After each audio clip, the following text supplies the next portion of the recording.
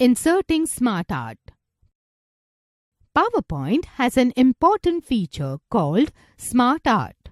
Smart Art graphic is a visual representation of information and ideas through graphics, lists, and designs which contain text.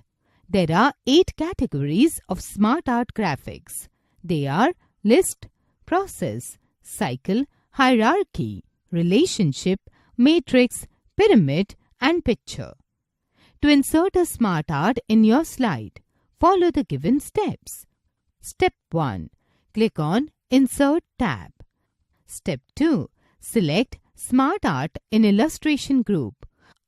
Choose a Smart Art graphic dialog box appears. Step 3. Choose a category from the left section. Here we have chosen Cycle.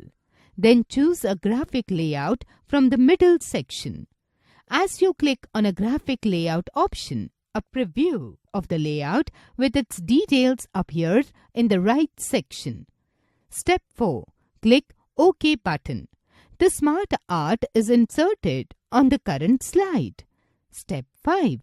Click on Text in each individual shape and type the desired text.